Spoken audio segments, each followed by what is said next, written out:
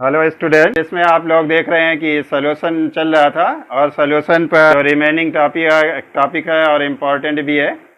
और इस वीडियो को देखने से पहले आप लोग एक केयर करें कि पेन और कॉपी अपने साथ रखें ताकि आप अच्छी तरीके से जो आपको टॉपिक इंटरेस्टेड लगे और अननोन टॉपिक लगे कि आपको उसके बारे में जानकारी नहीं है तो उसको आप नोट करते चलें साथ साथ, क्योंकि ये नोट किए हुए पॉइंट्स आपको एग्ज़ाम में हेल्प करेंगे। या जो बच्चे हमारे चैनल के लिए नए हैं तो वो प्लीज़ इस चैनल को सब्सक्राइब कर लें।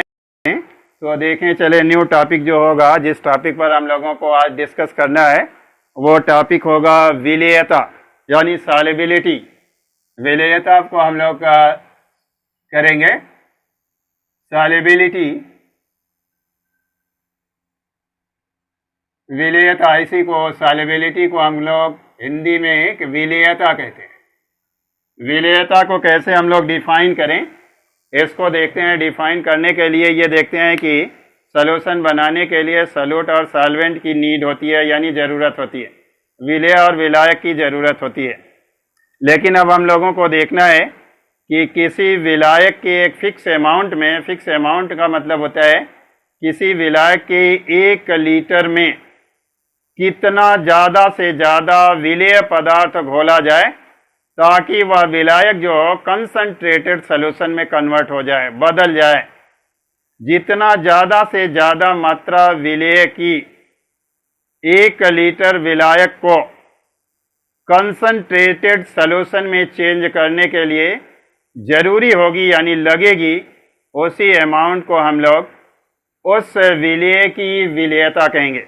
एक बार फिर हम आप लोगों को बताते हैं कि 1 लीटर किसी भी सॉल्वेंट में, वो सॉल्वेंट चाहे वाटर हो, चाहे बेंजीन हो या कोई भी ऑर्गेनिक या इनऑर्गेनिक लिक्विड हो, उस ऑर्गेनिक या इनऑर्गेनिक लिक्विड में को कंसंट्रेटेड सॉल्यूशन में कन्वर्ट करने के लिए कितना ज़्यादा से ज़्यादा विलेय की मात्रा को घोलना पड़ता है, उसी ज़्यादा से ज़्यादा विलेय की मात्रा को ही हम लोग क्या कहते हैं, सॉल्युबिलिटी कहते हैं। अब हम लोग सॉल्युबिलिटी को डिफाइन करेंगे कैसे। हम लोग हिंदी में यूँ भी कह सकते हैं कि किसी विलेय की वह अधिकतम मात्रा जो 1 लीटर विलयन को, जो 1 लीटर विलायक को किसी निश्चित ताप एवं दाब पर कंसंट्रेटेड सॉल्यूशन यानी संतृप्त विलयन में बदलने के लिए आवश्यक होती है, उसी अधिकतम मात्रा को हम लोग क्या कहेंगे, विलेय की विलेयता। एक बार फिर हिंदी में आपको इसकी डिफिनेशन बताते हैं कि किसी विलेय पदार्थ की वह अधिकतम मात्रा जो किसी विलायक के 1 लीटर को सांद्र विलयन में परिवर्तित करने के लिए आवश्यक होती है, उस अधिकतम मात्रा को ही हम लोग क्या कहते हैं, सॉल्युबिलिटी कहते हैं। अब हम लोग इसको डिफाइन करने के लिए यूं भी लिख सकते हैं, the maximum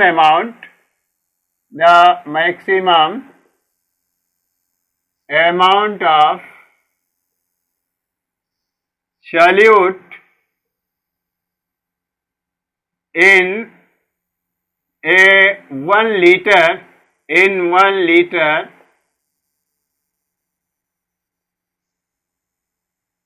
the maximum amount of solute dissolved in 1 liter,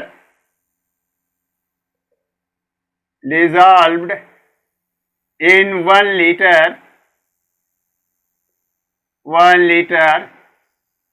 solvent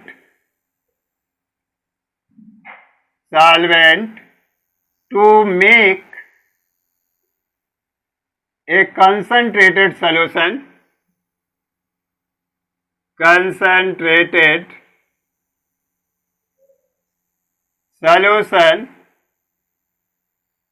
at a particular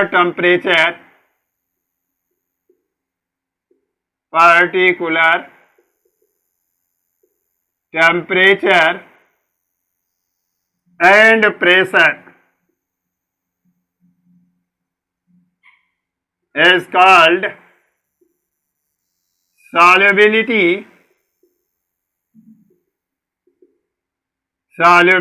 of solute। उसी को हम लोग सॉल्यूट की क्या कहेंगे, सॉल्युबिलिटी कहेंगे। यानी कोई भी सॉल्यूट की जितनी अधिक से अधिक मात्रा 1 लीटर सॉल्वेंट में घुलकर उसे कंसंट्रेटेड सॉल्यूशन में चेंज कर देती है किसी फिक्स या किसी पर्टिकुलर टेम्परेचर और प्रेशर पर, उसी को हम लोग क्या कहते हैं, सॉल्युबिलिटी या विलीयता कहते हैं। अब डिफरेंट सॉल्यूट के लिए यानी डिफरेंट विलीय के लिए डिफरेंट सॉल्वेंट में अलग अलग सॉल्वेंट में विलीयता जो होती है अलग अलग होती है। जैसे आपको कहा जाए कि देख लें, अगर कि अमोनिया गैस को ले लें और उसे वाटर में डिज़ोल्व करें तो देखेंगे कि 1 लीटर वाटर के अंदर near about 1.3 litre ammonia gas dissolve हो जाएगी। ये अमोनिया गैस 1 लीटर वाटर में डिज़ोल्व हो रही, उसे कंसंट्रेटेड सॉल्यूशन में चेंज करने के लिए। इसलिए अमोनिया सबसे ज़्यादा वाटर में सॉल्युबल होगी, यानी उसकी सॉल्युबिलिटी सबसे मैक्सिमम होगी। लेकिन वहीं हीलियम गैस को लिया जाए तो हीलियम को जब डिज़ोल्व किया जाए तो उसकी लेस अमाउंट वाटर में डिज़ोल्व होती है, घुलती है। इसलिए हीलियम जो होगा वाटर सॉल्वेंट में क्या होगा, उसकी सॉल्युबिलिटी जो होगी कम होगी, उसकी विलीयता कम होगी। तो डिफरेंट सॉल्यूट की डिफरेंट सॉल्वेंट में जो होती है वो विलीयता डिफरेंट होती है। अब देखते हैं कि हम लोग इसकी अगर देखा जाए कि इसकी यूनिट क्या होगी, सॉल्युबिलिटी की यूनिट, अगर यूनिट को देखें यानी इसका मात्रक क्या होगा, तो मात्रक के लिए देखते हैं इसको घोलते किस में है, सॉल्यूट को, इसको डिज़ोल्व करते हैं इन ग्राम में। अगर सॉल्यूट को ग्राम में डिज़ोल्व कर रहे हैं और सॉल्वेंट को किस में ले रहे हैं, लीटर में ले रहे हैं, तो ऐसी कंडीशन में इसकी यूनिट जो होगी वो होगी ग्राम पर लीटर। एक यूनिट तो ये हो जाएगी। दूसरी यूनिट दीजिए, देखिए अगर सॉल्यूट को हम लोग ग्राम में ना डिज़ोल्व करके मोल में डिज़ोल्व करते हैं, अगर मोल में डिज़ोल्व करेंगे तो अब इसकी यूनिट क्या होगी, उस वक्त इसकी यूनिट हो जाएगी मोल पर लीटर हो जाएगी। यानी इसकी यूनिट उस वक्त होगी मोल पर लीटर। तो ये यूनिट है या तो ग्राम पर लीटर या मोल पर लीटर, ये उसकी यूनिट होगी सॉल्युबिलिटी की, कि यानी 1 लीटर के अंदर कितना मैक्सिमम सॉल्यूट डिज़ोल्व है वो ग्राम में या मोल में, उसी को हम लोग क्या कहेंगे, सॉल्युबिलिटी कहेंगे। अब देखते हैं कि सॉल्युबिलिटी को किसके ऊपर डिपेंड करती है, विलीयता किसके ऊपर डिपेंड करती है, या विलीयता को कौन कौन फैक्टर्स ऐसे हैं जो इसे इफेक्ट डालते हैं या जो इसे प्रभावित करते हैं, कौन कौन से फैक्टर हैं जो सॉल्युबिलिटी को इफेक्ट करते हैं, प्रभावित करते हैं। तो हम लोग फैक्टर अफेक्टिंग द सॉल्युबिलिटी को भी स्टडी करेंगे। जैसे देखते हैं वो फैक्टर्स कौन कौन से हैं।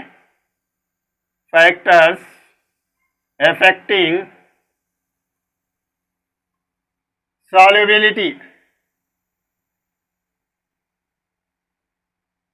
इसको हम लोग हिंदी में क्या कहेंगे, विलीयता को प्रभावित करने वाले कारक, विलीयता को प्रभावित करने वाले कारक, प्रभावित करने वाले कारक, करने वाले कारक। अब इसको देखेंगे कौन कौन से ऐसे फैक्टर हैं जो सॉल्युबिलिटी को इफेक्ट डालते हैं, सॉल्युबिलिटी को बढ़ाते या घटाते हैं। तो पहला फैक्टर क्या होगा, nature of solute and solvent, nature of solute and solvent,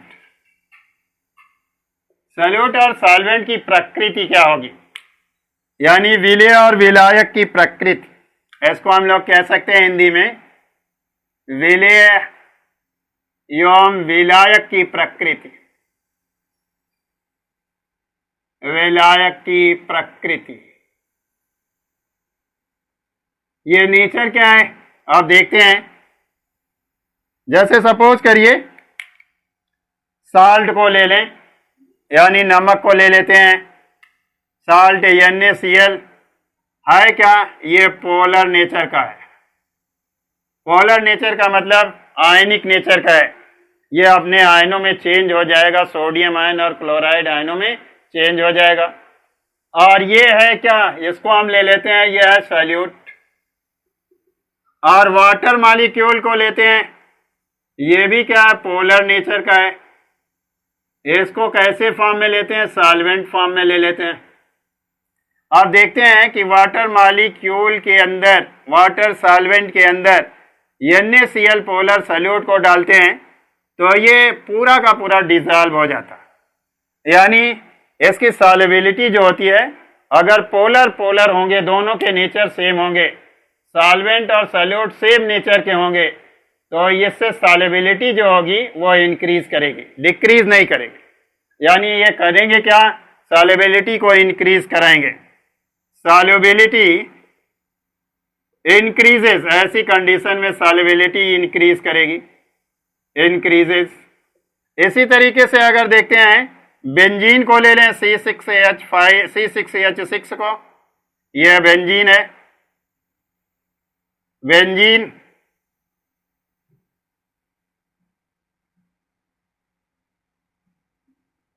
benzene को देखते हैं, ये क्या है, ये भी लेते हैं, ये है सॉल्वेंट है।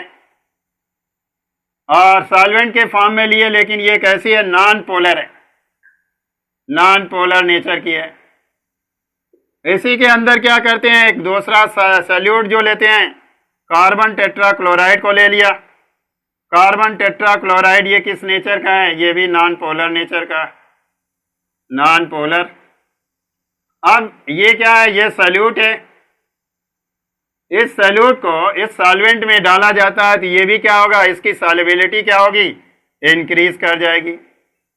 सॉल्युबिलिटी होगी क्या, इंक्रीजेस, यानी बढ़ जाएगी।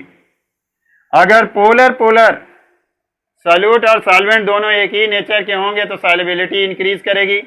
अगर नॉन पोलर नेचर के होंगे तो भी सॉल्युबिलिटी इंक्रीज करेगी। लेकिन अगर सॉल्यूट क्या हो, पोलर हो, और सॉल्वेंट क्या हो, नॉन पोलर हो, तो ऐसी कंडीशन में क्या होगा, सॉल्युबिलिटी जो होगी डिक्रीज करेगी। अब इसमें हम लोग लिखते हैं, यहाँ लिखेंगे सॉल्युबिलिटी, सॉल्युबिलिटी डिक्रीजेस। किस कंडीशन में डिक्रीज करेगी, डिक्रीजेस, वो कंडीशन क्या होगी, polar solvent and non polar solute, non polar solute, non polar solute. क्यों ऐसा, दोनों का नेचर डिफर है, एक पोलर है एक नॉन पोलर है, इसलिए इसमें सॉल्युबिलिटी डिक्रीज करेगी। इसी तरीके से दूसरी कंडीशन ये भी हो सकती है कि हो क्या, पोलर सॉल्वेंट हो, पोलर सॉल्यूट हो, और सॉल्वेंट कैसा हो, and non polar solvent, non polar solvent. जैसे ले लेते हैं बेंजीन जो है नॉन पोलर सॉल्वेंट है, इसमें NaCl नमक को डाला जाए तो डिसॉल्व नहीं होगा, इसलिए सॉल्युबिलिटी डिक्रीज कर जाएगी और सॉल्यूशन जो होगा कॉन्सेंट्रेटेड नहीं बनेगा। उसी तरीके से वाटर मॉलिक्यूल में कार्बन टेट्राक्लोराइड को डाल दिया जाए, वाटर क्या है, पोलर है, और ये नॉन पोलर है, नॉन पोलर कार्बन टेट्राक्लोराइड को डाल दिया जाए तो सॉल्युबिलिटी क्या हो जाएगी, डिक्रीज कर जाएगी। तो ये देखते हैं कि सॉल्युबिलिटी जो होती है ये डिपेंड करती है nature of solute and solvent पर। तो मेन इंपॉर्टेंट पॉइंट क्या हो गया, nature of solvent and solute. अगर सिमिलर नेचर के होंगे तो सॉल्युबिलिटी इंक्रीज करेगी, और डिसिमिलर नेचर के होंगे तो सॉल्युबिलिटी क्या होगी, डिक्रीज करेगी। यानी समान प्रकृति के होंगे तो क्या होगा, सॉल्युबिलिटी जो होगी इंक्रीज करेगी, बढ़ेगी, और विपरीत प्रकृति के होंगे तो सॉल्युबिलिटी क्या होगी, यानी विलेयता क्या होगी, घटेगी, बढ़ेगी नहीं, कम होगी। अब देखते हैं दूसरा, इसमें क्या है, दूसरा फैक्टर क्या है जो सॉल्युबिलिटी को डिक्रीज और इंक्रीज कराता है, बढ़ाता और घटाता है, वो है क्या? देखेंगे, वो होगा टेम्परेचर। टेम्परेचर यानी इसको हम लोग हिंदी में कहते हैं ताप। टेम्परेचर क्या होगा? टेम्परेचर क्या सॉल्युबिलिटी को इंक्रीज और डिक्रीज कराएगा या नहीं? हाँ, टेम्परेचर जो होता है सॉल्युबिलिटी को इंक्रीज और डिक्रीज दोनों करा सकता है। लेकिन किस रिएक्शन में, किस कंडीशन में? जब कोई रिएक्शन जो होता है, यानी जब सॉल्यूशन, सॉल्वेंट और सॉल्यूट एक दूसरे के अंदर डिसॉल्व होते हैं, तो वहाँ कुछ रिएक्शन कैसे होते हैं? ऊष्माक्षेपी। ऊष्माक्षेपी। ऊष्माक्षेपी का मतलब होता है एक्सोथर्मिक। एक्सोथर्मिक। एक्सोथर्मिक का मतलब होता है रिलीज ऑफ एनर्जी। रिलीज और एनर्जी, यानी ऐसा रिएक्शन जिसमें एनर्जी निकलती हो उसे ऊष्माक्षेपी रिएक्शन कहते हैं।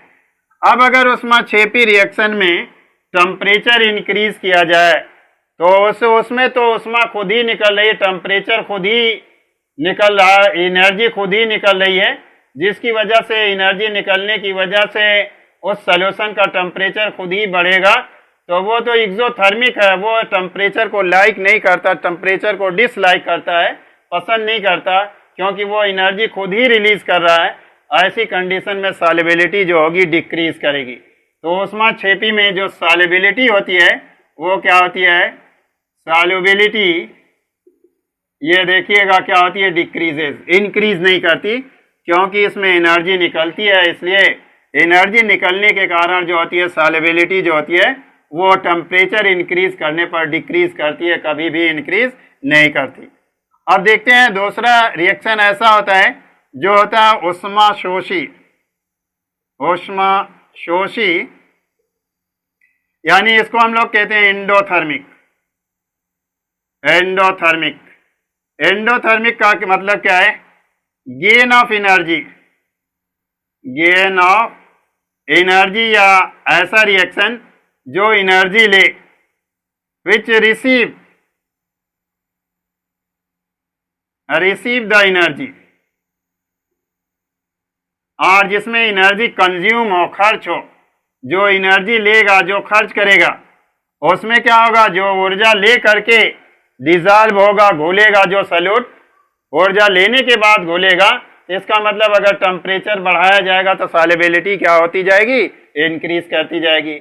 ऐसी कंडीशन में सॉल्युबिलिटी जो होगी, सॉल्युबिलिटी ये हो जाएगी इंक्रीजेज, डिक्रीज नहीं करेगी। तो ये दो फैक्टर हुए।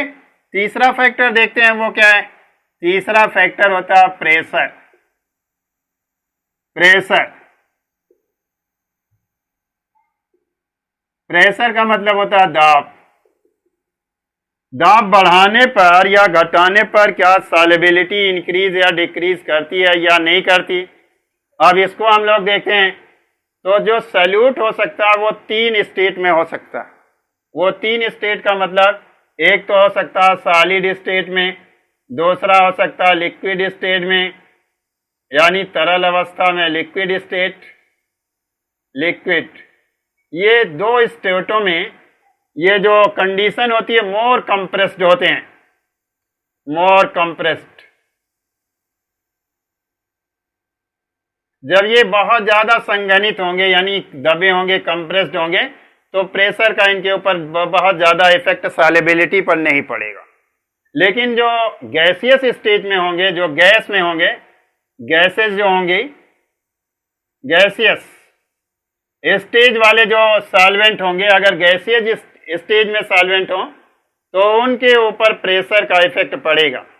प्रेशर का इफेक्ट पड़ने का मतलब जब प्रेशर इंक्रीज किया जाएगा तो गैसियस मॉलिक्यूल क्या होंगे? गैस के मॉलिक्यूल, गैस के पार्टिकल, गैस के कण या गैस के आयंस जो होंगे एक दूसरे के करीब करीब आएंगे और वो लिक्विडिफाइड करेंगे। लिक्विडिफाइड का मतलब तरल में बदलेंगे, जिसकी वजह से तरल के अंदर डिसॉल्व भी होंगे। लेकिन देखते ये हैं, सपोज करिए कि मान लीजिए यहाँ पर एक वेसल में कुछ वाटर मॉलिक्यूल लिया गया, ऐसा वाटर मॉलिक्यूल ले लिया गया, और अब इसमें किसी गैस को पास किया जाता है। किसके लिए? डिजॉल्व करने के लिए, उसकी सॉल्युबिलिटी पता करने के लिए। जब इसमें किसी गैस को पास करते हैं तो देखते हैं होता है क्या, यहाँ पर देखते हैं कि डिफरेंट गैसों के मिक्सचर प्रेजेंट होते हैं। यानी इन्वायरमेंट में क्या होगी? ऑक्सीजन होगी, इसलिए ऑक्सीजन का भी प्रेशर होगा। कार्बन डाइऑक्साइड होगी, इसलिए कार्बन डाइऑक्साइड का भी प्रेशर होगा। नाइट्रोजन होगी, इसलिए नाइट्रोजन का भी प्रेशर होगा।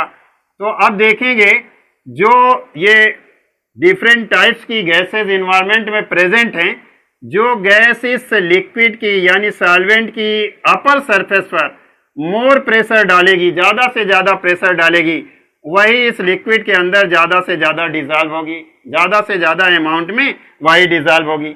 सपोज करिए अगर ऑक्सीजन ज़्यादा से ज़्यादा प्रेशर डालती है इस फ्री सरफेस पर, तो फ्री सरफेस पर ज़्यादा प्रेशर इसका पड़ेगा, इसलिए होगा क्या? ऑक्सीजन ज़्यादा डिजॉल्व होगी। अगर कार्बन डाइऑक्साइड का प्रेशर ज़्यादा पड़ता है तो कार्बन डाइऑक्साइड ज़्यादा डिजॉल्व होगी। अगर नाइट्रोजन का पड़ता है तो नाइट्रोजन ज़्यादा डिजॉल्व होगी। ये डिपेंड करेगा कि किसका ज़्यादा प्रेशर पड़ रहा है। अब ये देख रहे हैं कि ये टोटल प्रेशर से हमको नहीं मतलब होगा, बल्कि पार्शियल प्रेशर से मतलब होगा। पार्शियल प्रेशर का मतलब आंशिक दाब। आंशिक दाब क्यों कहेंगे? इन तीनों गैसों को मिला लिया जाए तो इन तीनों गैसों का अपना डिफरेंट प्रेशर होगा इस सरफेस पर। लेकिन अगर टोटल प्रेशर देखा जाए तो टोटल प्रेशर तीनों गैसों का जो आंशिक दाब होगा, पार्शियल प्रेशर होगा, उसको जोड़ करके निकालेंगे, उसको सम करके निकालेंगे, तब ये पता चलेगा इसके ऊपर टोटल प्रेशर क्या पड़ रहा है। लेकिन टोटल प्रेशर ये नहीं बताएगा कि कौन सी गैस ज़्यादा डिजॉल्व है, बल्कि किसी गैस का अपना जो पर्टिकुलर प्रेशर होगा, जो पार्शियल प्रेशर होगा, वही पार्शियल प्रेशर ये बताएगा कि कौन सी गैस इसमें किसी सॉल्वेंट के अंदर ज़्यादा डिजॉल्व है। तो अब हम देखते हैं कि इस प्रेशर के बेसिस पर एक हम लोग फार्मूला बना लेते हैं या एक थियरी बना लेते हैं, उससे ये बताते हैं कि प्रेशर के थ्रू इस पर क्या इफेक्ट पड़ता है। तो हम लोग कहते हैं the partial pressure of the partial pressure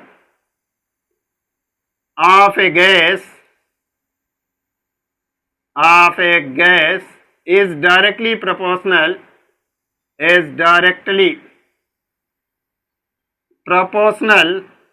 to its solubility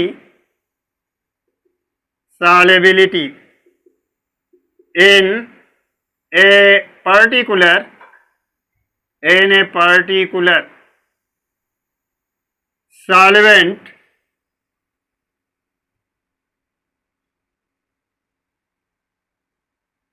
a particular solvent at a temperature